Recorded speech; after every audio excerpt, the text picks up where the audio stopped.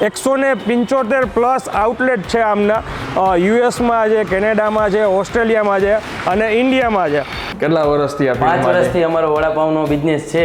વેરાયટીમાં આપણે બટર વડાપાવ આપણી signature dish છે અને બીજા વડાપાવમાં આપણી પાસે ચીઝ બસ વડાપાવ છે, પેરી પેરી વડાપાવ છે, માયોનીઝ વડાપાવ છે અને મખની વડાપાવ, તંદૂરી વડાપાવ, એ બધા જનરેશનના યંગ જનરેશનના વડાપાવ છે આપણી પાસે.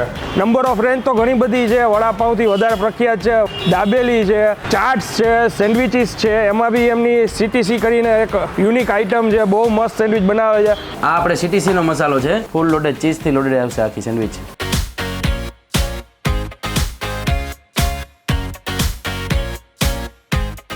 આ જગ્યાએ ટૂંકમાં વડા બનીને ઉતરે છે એમ ને? મારું નામ જયરાજસિંહ છે. ઓકે. આની પહેલાં જય ભવાનીમાં નાસ્તો કરેલો જ તમે?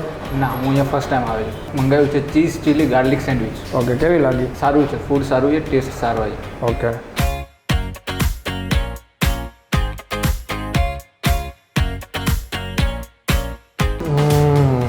એમનો જે મુંબઈ સ્ટાઇલ જે રિયલ ટચ છે ને એ ફ્લેવર મેઇન આવે છે.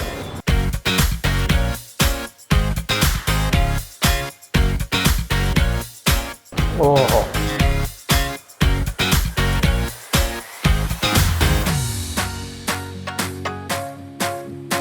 તો ફરી એકવાર તમારા માટે એક નવો વિડીયો લઈને આવી ગયો છું ને હું છું અત્યારે રાજકોટ સિટીમાં. એક્ઝેક્ટ લોકેશનની વાત કરું તો રાજકોટના કાલા રોડ ઉપર કોટેચા ચોક આવે. કોટેચા ચોકથી ઇન્દિરા સર્કલ બાજુ જો તમારે જવું હોય ને યુનિવર્સિટી રોડ ઉપર તો થોડાક આગળ જાઓ ને એટલે ભાવેશ એજન્સીની એક્ઝેક્ટ સામે જય ભવાની વડાપાવ આવે છે.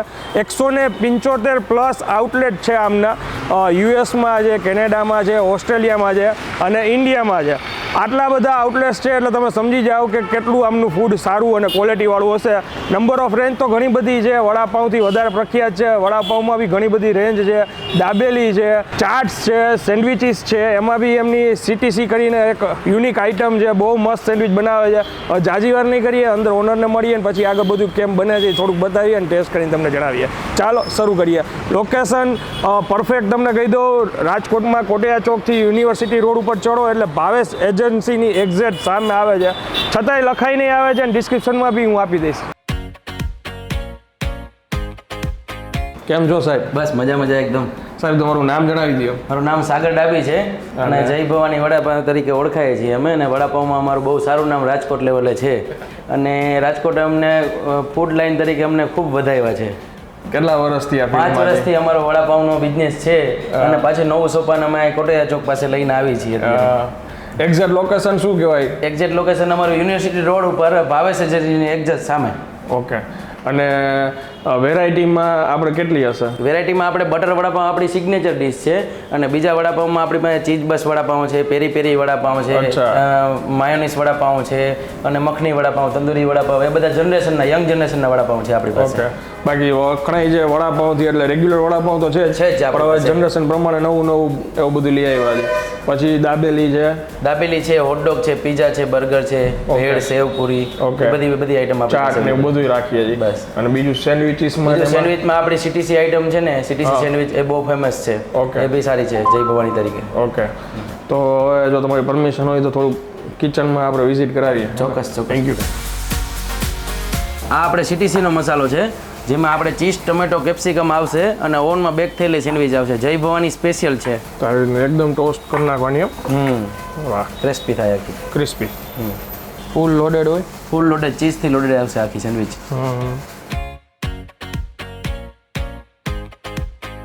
આ જગ્યાએ ટૂંકમાં વડા બનીને ઉતરે છે એમ ને? યસ. ઓકે.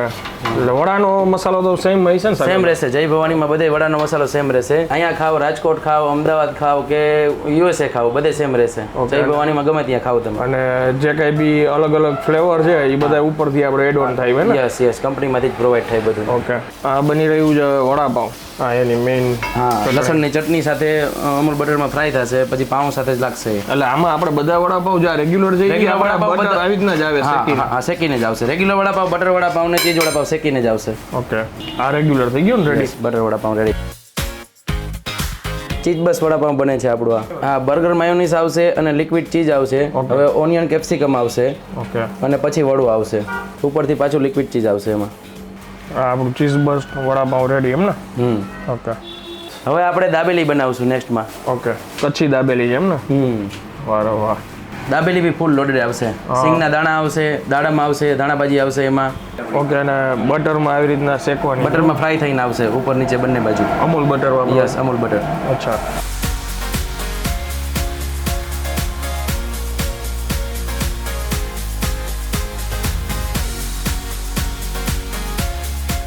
આ આપણી CTC સેન્ડવિચ બની ગઈ છે અને આના 4 પીસ થશે. ઓકે.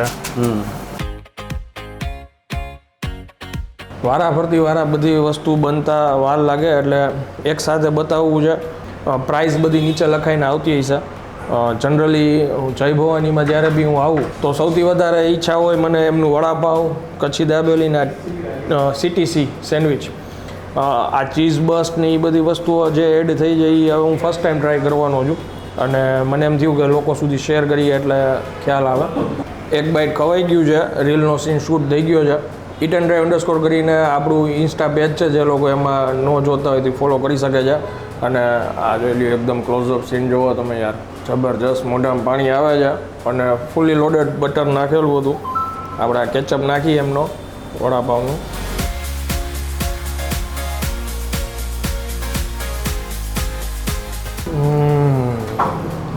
સૌથી પહેલો ટેસ્ટ આવે છે બટરનો અને એમનો જે મુંબઈ સ્ટાઇલ જે રિયલ ટચ છે ને એ ફ્લેવર મેઇન આવે છે. અને આ જે આપણે અલગથી જે સોસીસ નાખીને ચીઝ બસ્ટવાળું બનાવે છે એ અલગથી બનાવડાવ્યું છે. હવે એ સેકન્ડ એ આપણે ટ્રાય કરશું. આ તો કેચઅપ મેં લીધો, બાકી વડાપાવમાં કેચઅપની કે શેની કાંઈ જરૂર નથી. અને આ એનું ચીઝ બસ્ટ એકદમ હેવી છે. તમે જો પાવની સાઈઝ, વડાપાવ.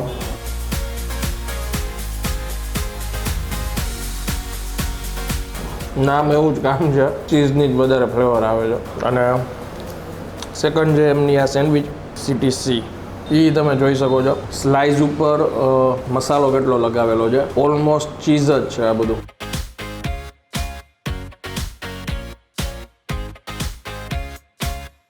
ઓહો, સ્લાઇડ છે ને સ્પાઇસીનેસ આવે છે, ગાર્લિકની ફ્લેવર આવે છે અને વધારે મજા આવે છે. નીચે જે એકદમ ક્રિસ્પી ટોસ્ટ કરેલું છે ને એ કોમ્બિનેશન મસ્ત લાગે છે. બાકી બધા વેજીટેબલ્સ નાખેલા છે. આગળ ભાઈએ કીધું હતું આપણે કેપ્સિકમ ને ટોમેટો ની બધી વસ્તુઓ સરસ છે. પણ એક વડાપાવની જે આવેલી ચટણી કેમ હોય એમ ટૂંકમાં સ્લાઇડ છે ને ગાર્લિકની ફ્લેવર મસ્ત આવે છે.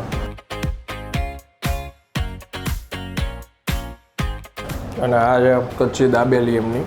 મને પોતાને નહોતી ખબર, અહીંયા આવ્યા પછી મને ખ્યાલ આવ્યો. ભાઈએ મને વાત કરી કે જય ભવાની જે બ્રાન્ડ છે એમના ઘણા એવા આઉટલેટ્સ છે જ્યાં ચાઇનીઝ અને સાઉથ ઇન્ડિયન ફૂડ બી એમનું મળે છે. અને સ્પેશિયલી જ્યાંથી શરૂઆત થઈ હતી એ એમની આપણે આજે વસ્તુ તમને ટ્રાય કરીને બતાવું છું, વડાપાવ ને દાબેલીની બધી વસ્તુઓ.